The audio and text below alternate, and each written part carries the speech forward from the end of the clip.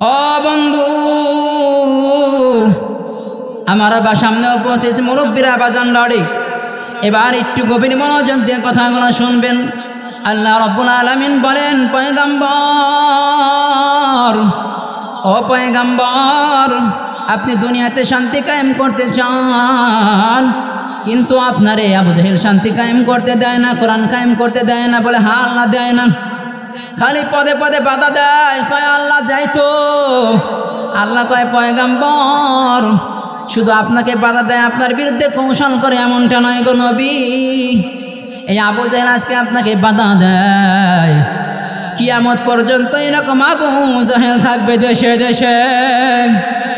নবী আমার চিন্তায় পড়ে গেলেন। আল্লাহ জানায় দেয়, হাবিব গো, আপনি চিন্তা বিচলিত হবেন না।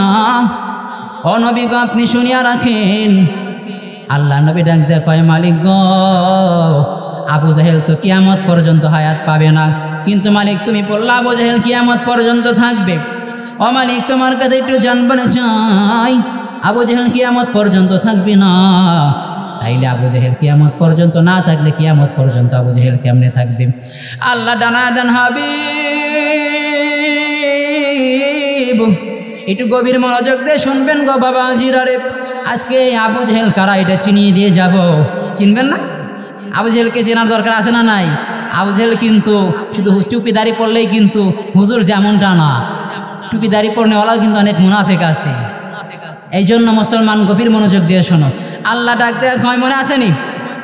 আল্লাহ ডাক দেয়, কয় হাবিব, সূরা আল আনফাল থেকে বলতেছি, কোরআনের বাইরে থেকে কথা বলতেছি না। আল্লাহ ডাক দেয়, কয় ওয়ায়ামকুরু বিকাল্লাযীনা কাফারু। আল্লাহু আকবার। আল্লাহ ডাক দেয়, কয় এইখানে মুজারের সিগাকে টান দিয়েছে, অর্থাৎ বর্তমানেও আছে, ভবিষ্যতেও থাকবে। কোরআন থেকে কথা বোঝা যায় তো। বর্তমানে আবু জাহেল আছে, কিয়ামত পর্যন্ত থাকবে। কথা কার? আল্লাহর না আমার? আল্লাহর কথা আল্লাহ কোরআন থেকে বলতেছি রে বাজান, গভীর মনোযোগ। আল্লাহ ডাক দেয়, কয় নবী, হাবিব, কিয়ামত পর্যন্ত আবু জাহেল থাকবে। আল্লাহ নবী ডাক দেয়, কয় আল্লাহ তোমার কাছে একটু জানবারে চাই, আবু জাহেল কিয়ামত পর্যন্ত কেমনে থাকবে?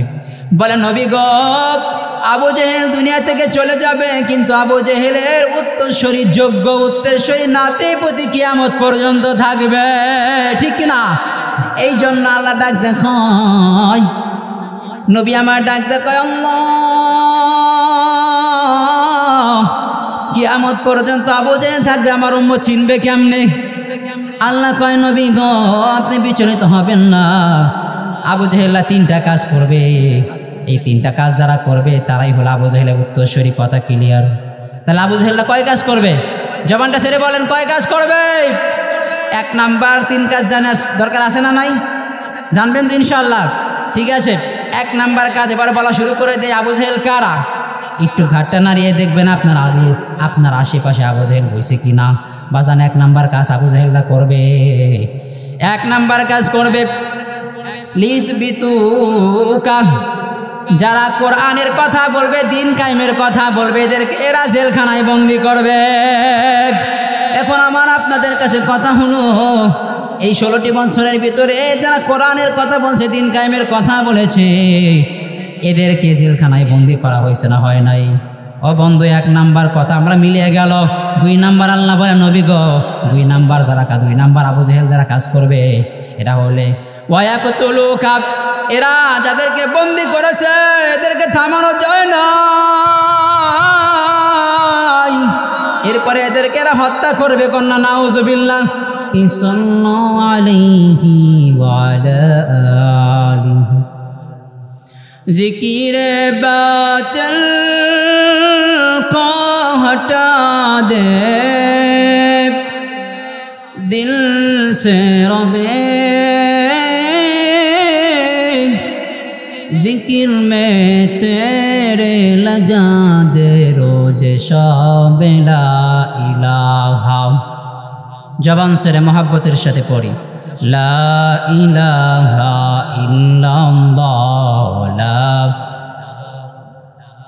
हस्बी रब्बी जल्लल्लाह, मा फी क़ल्बी गैरुल्लाह, हस्बी रब्बी ফি কলবি গায়রুল্লাহ মুমিন হইছ শুধু সিজদা করবা এক আল্লাহর লা ইলাহা إن صلاتي ونسكي ومحياي ومماتي لله رب العالمين إن صلاتي ونسكي ومحياي ومماتي لله رب العالمين আমার নামাজ আমার রোজা আমার কুরবানি প্রভু সবই তোমার জন্য ইন্না সলাতি ওয়া নুসুকি ওয়া মাহইয়ায়া ওয়া মামাতি লিল্লাহি রাব্বিল আলামিন আমাদের প্রভু একই নবীর উম্মত জীবন বিধান ঐশী বাণী করা তবে কেন এখন হে মুসলমান এখন করিয়া হবান আমাদের প্রভু একই নবীর উম্মত জীবন বিধান ঐশী বাণী কোরআন তবে কেন এখন হে মুসলমান এখন করিয়া হবান বাইতুল্লাহ মদিনা শরীফে উহুদ পাহাড় বদরের মাঠ একটা তো জীবন আর মরণ তো একবার সকলের তরে আসে একই স্থান তবে কেন এখন হে মুসলমান এখন করিয়া হবান তবে কেন এখন হে মুসলমান এখন করিয়া হবান আলহামদুলিল্লাহ লাখ কোটি প্রশংসা সে আল্লাহ তাআলার দরবারে যেই মহান মালিক মহান মুনিব আমাকে আপনাকে অত্যন্ত ভালোবেসে মহাব্বত করে কোরআনের মাজলিসে কবুল করেছেন একটা কথা আমি বারবার রিপিট করি বারংবার বলি সেই কথাটা আবারও বলতেছি সেটা হচ্ছে বিনা বাতাসে গাছের পাতাও নড়ে না তেমনি আল্লাহর তৌফিক না হলে আল্লাহ রেখে আল্লাহ বলে ডাক দেবে আল্লাহ তৌফিক না দিলে বান্দা আল্লাহ বলে ডাকও দিতে পারে না সেই জন্য মুসলমান আল্লাহ পাক আমাকে কতটুকুন ভালোবাসলে আমাকে আপনাকে যারা কোরআনের মঞ্চে কবুল হয়েছে আলহামদুলিল্লাহ বলেন না যে মালিক আমাকে আপনাকে কতটুকুন ভালোবাসলে কথাগুলো দিলের কান্দে বোঝার চেষ্টা করবেন বিনা বাতাসে আল্লাহ গাছের পাতাও নড়ায় না আর আল্লাহ কতটুকুন ভালোবাসলে কোরআনের মাহফিল আমাকে আপনাকে আল্লাহ পাক দিনের জন্য কবুল করেছেন এই জন্য মালিকের সমস্ত নিয়ামত আদায়ার্থে যদি এ বিষয়ে কথা বলতে চাই সময় শেষ হয়ে যাবে সামনের টপিক নিয়ে কথা বলতে পারবো না এই জন্য সংক্ষেপে যে আল্লাহ পাক কতটুকুন ভালোবাসলে দিনের জন্য কবুল করেন এইটা বলে শেষ করা যাবে না এই জন্য মালিকের সমস্ত নিয়ামতের শুকরিয়া আদায়ার্থে একবার কালিমাতুশ শুকরিয়া পড়ি বলেন আলহামদুলিল্লাহ আর একটু আওয়াজে মালিককে খুশি করার জন্য বলে আলহামদুলিল্লাহ দরুদ ও সালাম সেই নবীর প্রতি যিনি সৃষ্টির প্রধান আকর্ষণ বিশ্বসভার সভাপতি সাইয়্যিদুল কাওনাইন যার ব্যাপারে আল্লাহ পাক কোরআনকে যেমনভাবে সাজিয়েছেন লিপিবদ্ধ করেছেন আল্লাহ পাক এই কোরআনকে লিখে 29টি হরফ লেটার ব্যবহার করেছেন এই 29টি হরফ আমার নবীর পরিচয় দিয়েছে চিল্লা বলেন না সুবহানাল্লাহ শুধু আমি আপনি নবীর গুণগান গাইতেছি এমনটা নয় পুরো কোরআন নবীর পরিচয় বলতেছে আলিফ ডাক দিয়ে বলতেছে আমার নবী আহমদ বা টান দিয়ে বলতেছে আমার নবী বাশির, তা ডাক দিয়ে বলতেছে আমার নবী মুত্তাকিন, সা ডাক দিয়ে বলতেছে আমার নবী মুদ্দাসির, জিম ডাক দিয়ে বলতেছে আমার নবী জামিল, এইভাবে হা ডাক দিয়ে বলতেছে আমার নবী হামিম, খ ডাক দিয়ে বলতেছে আমার নবী খাতামুন নবিয়্যিন। এইভাবে প্রত্যেকটা হরফ আমার নবীর পরিচয় বলতেছে। শেষ পর্যায়ে শেষের একটা হরফ আছে ইয়া, ইয়া বলতেছে সংক্ষিপ্ত সময় বলতেছি টান দিয়ে ইয়া। আল্লাহ পাকের পরে ডাইরেক্ট অ্যাকশন করেছেন ইয়াসিন, হে নেতা। আল্লাহ পাকের কোরআনের ঘোষণা। নেতা কয়জন? নেতা হয়েছে একজন। আজকে আওয়াজ থাকবে তো ইনশাআল্লাহ। নেতা কয়জন? আজকে আমরা অনেকেই দেখতে পাই অনেকে নেতা ঠিক নাই, ঠিক না? এই জন্য নেতা কয়জন? কোরআন ঘোষণা দিয়েছে ইয়াসিন, হে নেতা। আল্লাহর ঘোষণা। কার ঘোষণা? আল্লাহর ঘোষণা।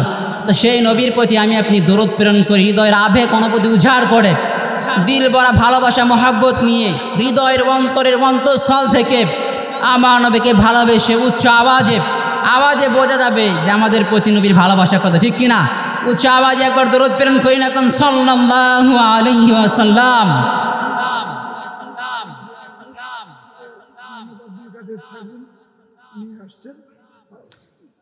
আমাদের মাহফিলের মেহমান যিনি মোহাম্মদ আব্দুল কাদের সার্জেন সাহেব, ইনি আমাদের মাঝে এসে উপস্থিত হয়েছেন।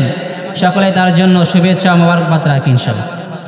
এবার যখন তো আমার নবী সর্বশেষ নবীর প্রতি দরুদ জানালাম, এখন কথা হচ্ছে যে আল্লাহ পাক বলেন, এই শুরুতে একটা কথা টান দিলাম যে আমাকে আপনাকে আল্লাহ পাক ভালোবেসেছেন, মনে আছে তো? যে নিয়ামত দিয়েছে সবার আগে কোরআনের মাহফিলে কবুল করেছেন। এই বিষয়ে আল্লাহ বলে যে নিয়ামত তোমাদেরকে দিয়েছি, এই নিয়ামতগুলোকে আমরা অস্বীকার করতে পারবো? যদিও অস্বীকার করি, আল্লাহ কোরআনে নোটিশ দিয়ে দিয়েছেন, আসেন আমরা কোরআন থেকে নেই। যেহেতু কোরআনের মাহফিল, আপনার এখানে কেউ কোরআনের মাহফিলে কোনো কিচ্ছা কাল্পনিক গল্প হয় না, ঠিক কিনা ভাই? এই জন্য আর আপনাদের মূল্যবান সময়কে নষ্ট করে এখানে বসছেন, সময়কে ব্যয় করে বলছেন কোরআন শোনার জন্য, ঠিক না? আসেন আমরা কোরআন থেকে এই কথা শুনি। যেই কোরআনের একটি ভূমিকা টান দেয়, আজ থেকে ১,৫০০ বছর আগে এই কোরআন নাজিল হয়েছে।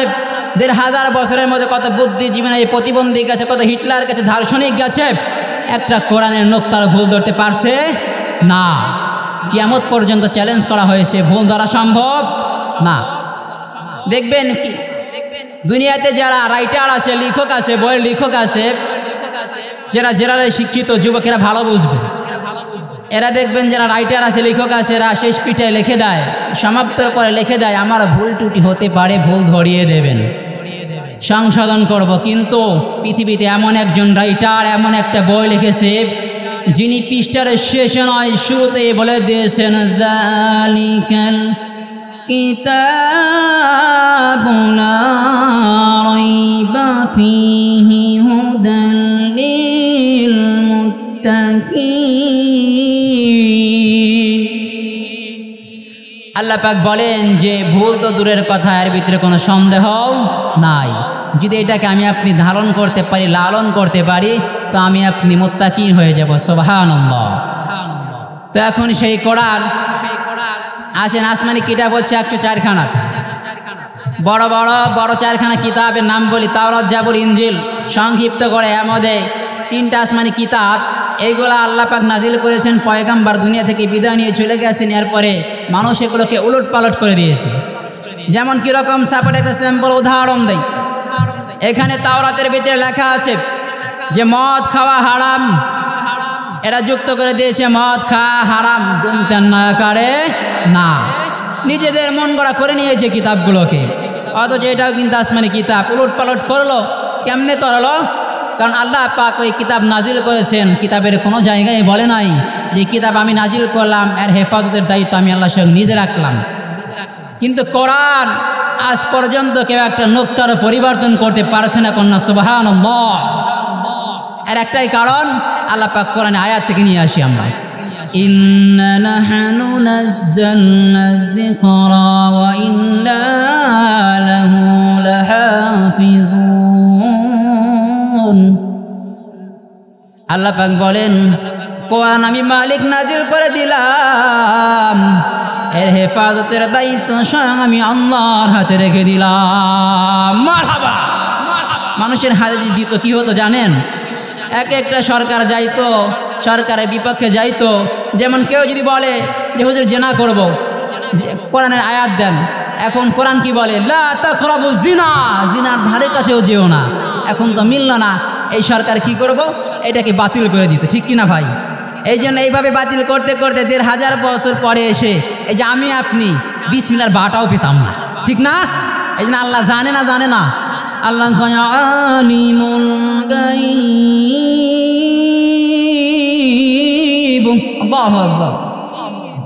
এই জন্য আল্লাহ বলেন আমি আল্লাহ দৃশ্য অদৃশ্যের খবর সব জানি, মনের খবর আল্লাহ জানে না, জানে না।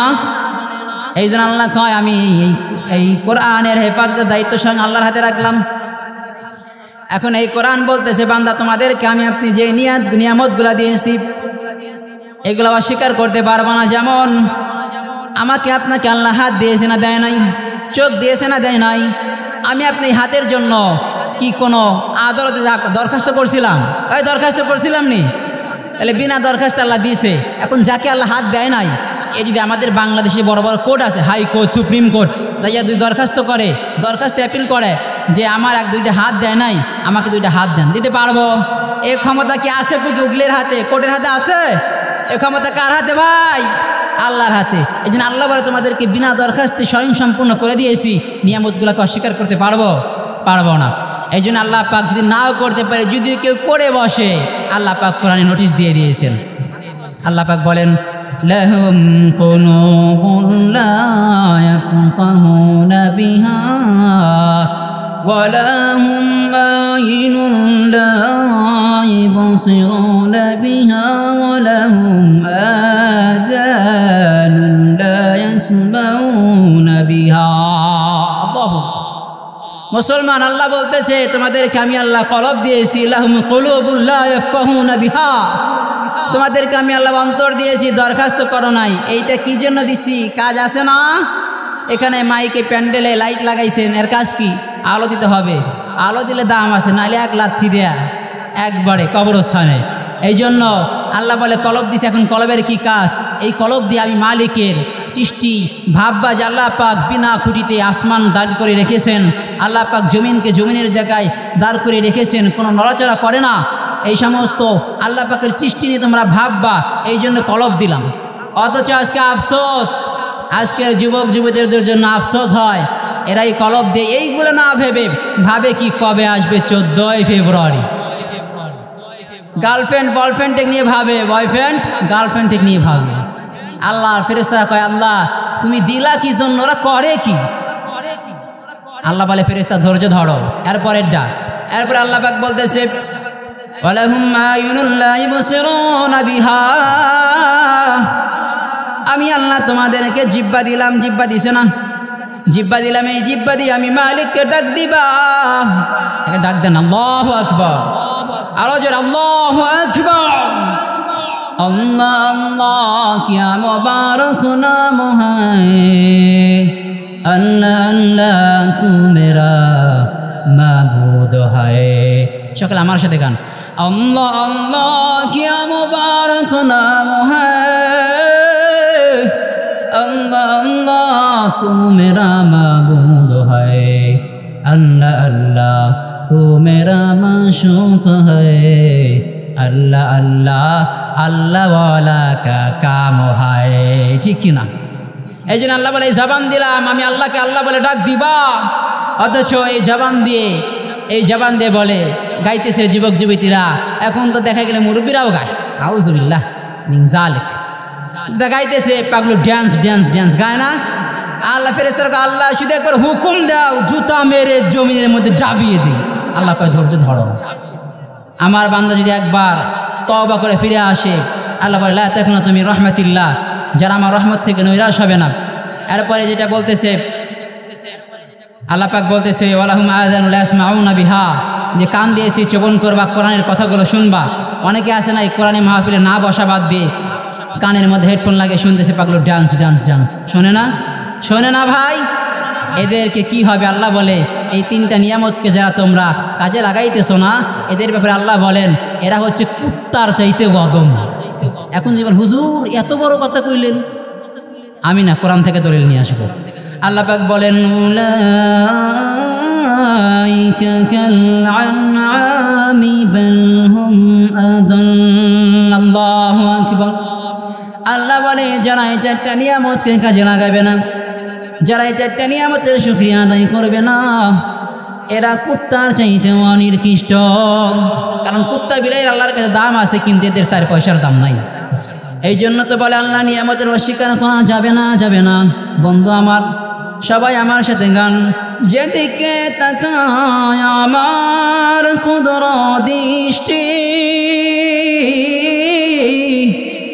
বলেন না, যেদিকে তাকায় আমার কুদর দৃষ্টি, সেথায় বিরাজ করছে প্রভু তোমার সৃষ্টি। কত যে মহান প্রভু, কত মহিয়ান তুমি, লেখা হলো না তোমার তব নাম শান।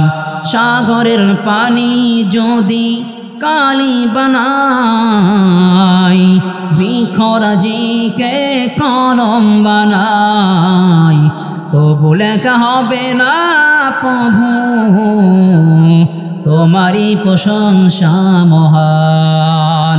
কত যে মহান তুমি, কত যে মহান, লেখা হলো না প্রভু তব নাম শান। ঠিক কিনা? এই জন্য বাজান, আজকে কোরআনের মাহফিলে আসছেন, এখন কোরআন কেমনে শুনতে হবে এটা আমাদের জানতে হবে না? যারা চোতা আসছে, আমাদের কি কি কাজ আছে মাহফিলে, এগুলা করতে হবে না? সেই জন্য আমাদের কাজ হচ্ছে, আল্লাহ পাক কোরআনের ভিতরে বলেন যে যারা চবন করনেওয়ালা, এরা কি কি কাজ আল্লাহ পাক কোরআন থেকে বলে দিয়ে দিয়েছেন। وَإِذَا قُرِئَ الْقُرْآنُ فَاسْتَمِعُوا لَهُ وَأَنصِتُوا لَعَلَّكُمْ تُرْحَمُونَ আল্লাহু আকবার। আল্লাহ বলে, তোমরা যারা কোরআন শোনার জন্য বসছো, তোমাদের কাজ হলো যখন কোরআন তেলাওয়াত করা হবে, গভীর মনোযোগ দিয়ে দিলের কানটা লাগায় শুনবা এবং চোখ থাকবা, যাতে করে লাআল্লাকুম তুরহামুন, তোমাদের উপরে আল্লাহ মহান রহমত নাজিল করতে পারে। মারহাবা। এই জন্য এখন কথা হলো, আপনাদের কাজ আপনাদেরকে বুঝিয়ে দিছি, আমল করতে হবে কাদের? আপনাদের। এখন আমার কি কি কাজ জানার দরকার আছে না নাই? এখনই তো কথা লাইনে ঢুকে পড়বে। এখন তো বললেই হুজুর রাজনীতি করতেছে, ঠিক কিনা? এখন বললেই রাজনীতি করতেছে। এটা কেন বলতেছি? 5 মিনিট আমি বয়ান করতে গেছিলাম, আমার চাচাকে নিয়ে গেছিলাম, এখন বয়ান করতে গেছি। এই মুরব্বীর বয়সে একটা মুরব্বী, দাঁড় চুল দাড়ি সব পেকে গেছে। এখন কোরআনের কথা বলতেছি, এখন উঠে বলতেছে যে হুজুর, সবার মাঝখানে উঠে আঙ্গুল যাই বলতেছে, হুজুর এখানে রাজনীতিমূলক কথা বলবেন না, আপনার কলিজা কত বড়। আমি বললাম, আমার কলিজা ছোট মানুষ তো এত বড়। কি বলেন? দিনের জন্য জীবন দিতে রাজি আছি না? আমার মায়ের 7টা সন্তান, একটা যদি দিনের জন্য শহীদ হয়, আমার মায়ের কমতি হইব? এই জন্য শুধু সেটা বলতে চাই, বলতেছি যে কোরআনের জন্য এখানে আপনি ছোট করে কথা বলবেন, আঙ্গুল ঝাইয়ে কথা বলবেন, আর আপনাকে ভয় পেয়ে আমি কোরআনের আওয়াজকে ছোট করে দেবে, এমন মুসলমান আমরা না, ঠিক কিনা? মুসলমান হলো খালিদ বিন ওয়ালিদের বংশধর, যার বিপক্ষে 2 লক্ষ সৈন্য সম্রাটের সৈন্য থাকলেও মুসলমান খালিদ বিন ওয়ালিদ একলাই তরোয়াল চালিয়ে আল্লাহু আকবার নারায়ের ধ্বনি দিয়ে সমস্ত সৈন্যকে পরাজয় করে দিয়েছেন। চিল্লা বলেন না মারহাবা। তে আমাদেরকে আঙ্গুল জাহিয়ে কি আর চলবে? আমি বললাম যে মুরব্বী, আমার কলিজা এত বড়। এখন তো সবাই হইচই পড়ে গেল। কেন বললাম? যে কোরআনের কথা যখন বলবে তখন কথা বলা, আপনাদের কথা বলা যাবে না, দিলের কান দিয়ে শুনতে হবে। এখন আমাকে কি করতে হবে এটা কোরআন থেকে দিতেছে। আসেন, আল্লাহ পাক সূরা আরাফের ভিতরে শুরুতে বলেন, কিতাবুন উনজিলা ইলাইকা ফালা ইয়াকুন ফি সাদরিকা হারাজুম মিন লিতুনজিরা বিহি ওয়া যিকরা লিল মুমিনিন। আল্লাহু আকবার। আল্লাহ বলেন, যখন তোমরা কোরআনের কথাকে উপস্থাপন করবা, তোমাদের অন্তরে কোনো ভীতু, কোনো সংকীর্ণতা করা যাবে না। আল্লাহ যেইভাবে বলছে ওইভাবেই বলবা, কারণ কথাগুলো তোমার না, কথাগুলো আল্লাহর। কম বেশি করো, এর জন্য কিয়ামতের ময়দানে তোমার জিহ্বাকে কেটে দেওয়া হবে। এই জন্য দুনিয়াতে মারো, কাটো, জেলে ভরো, যা করতো 16 বছর এখনো করো, কিন্তু বাতিলের সামনে মাথা নত করতে রাজি না আমরা। আল্লাহ পাক নবীজিকে বলতেছেন যে নবী গো, তাইলে কোরআন থেকে পাইলাম কি সংকীর্ণ করা যাবে না, কথা কম বেশি করা যাবে। যদি আমি কম বেশি করি আল্লাহ কাকে ধরবে? আপনাকে না আমাকে? এই জন্য আপনি আমাকে মারেন আর কাটেন, আমি কম বেশি করতে রাজি না। কারণ আল্লাহ পাক দুনিয়ায়, আল্লাহ পাক আল্লাহর জমিনে আমারে পাঠাইছেন। আল্লাহর জমিনে আল্লাহর বান্দা বাস করবে, কোনো বাতিলের সামনে মাথা নত করার প্রশ্ন আসে না, ঠিক কিনা? এই জন্য মুসলমান ভাইয়েরা আমার, আল্লাহ বলে যদি এটা করতে পারো ওয়া যিকরা লিল মুমিনিন, আর এটাই তোমাদের জন্য সর্বশ্রেষ্ঠ নসিহত। চিল্লা বলেন সুবহানাল্লাহ। এই জন্য আল্লাহ পাক নবীজি এই দুনিয়াতে যখন নবীজির বয়স যখন 17 বছর বয়স, তখন নবীজি আমার একটা দল গঠন করেছে, তার একটাই লক্ষ্য দুনিয়াতে শান্তি কায়েম করবে। সুবহানাল্লাহ। নিয়ত কিন্তু ভালো, দুনিয়াতে শান্তি কায়েম করবে। তো এখন কথা হলো নবীজির বয়স যখন 17, একটা দল গঠন করলেন, দলটার নাম হলো হিলফুল ফুজুল। দলটার নাম কি ভাই? কথা বলেন, দলটার নাম কি? ভয় পাইতেছেন? তাহলে আওয়াজ দিয়ে বলেন, দলটার নাম কি? হিলফুল ফুজুল। এই দলটার কাজ হলো দুনিয়ার মধ্যে শান্তি কায়েম করবে। এখন নবীজির বয়স 17 বছর, তো 17 বছর থেকে নবীজি আমার কাজ শুরু করছে। একাধারে কাজ করতে করতে 40 বছর পর্যন্ত। কয় বছর পর্যন্ত? আসুন অঙ্কটাও আমি করে দেই। এই 17 থেকে 40 পর্যন্ত 23 বছর হইল না? অঙ্কতে আবার আমি পাকা। তো এই 40 বছরে, এই 23 বছরে নবীজি শান্তি কায়েমের জন্য কাজ করলো। তবে দুঃখজনক কথা হলে বাস্তব সত্য, নবীজি আমার এই 23 বছরে শান্তি কায়েম করতে পারলেন না। এরপরে যখন 40 বছর হয়ে গেল, আল্লাহর নবীর পরে কোরআন নাজিল করা হলো, নবুয়ত দেওয়া হলো। যখন গাড়ে হেরায় নাজিল করা হলো, ইকরা বিসমি রাব্বিকাল্লাযী খালাক।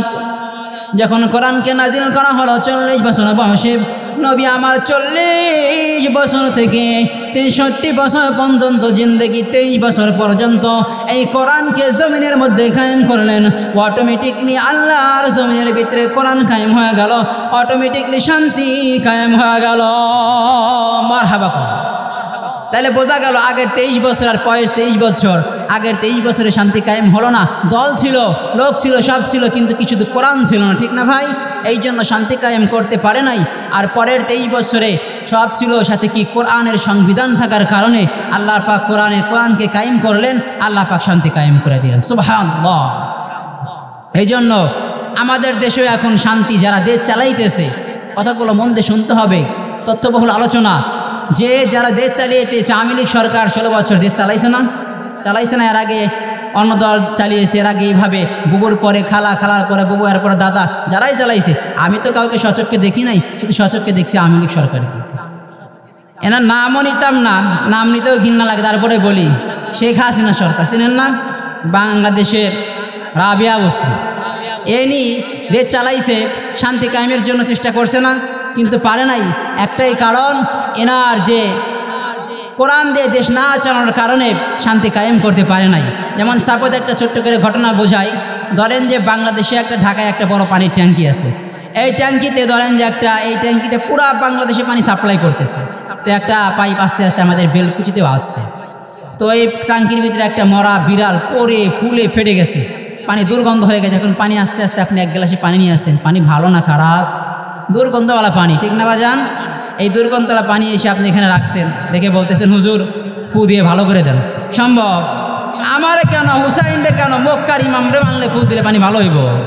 ভালো হইব না। কারণ কি? যদি পানি ভালো করতে চান, আপনাকে ওই ট্যাঙ্কি থেকে ঝাড়ু দিয়ে পারেন আর লাঠি দিয়ে পারেন পরিষ্কার করে, বিলাইকে পরিষ্কার করে আবার নতুন পানি দেওয়ার পরে পানি পরিষ্কার হবে, ঠিক কিনা?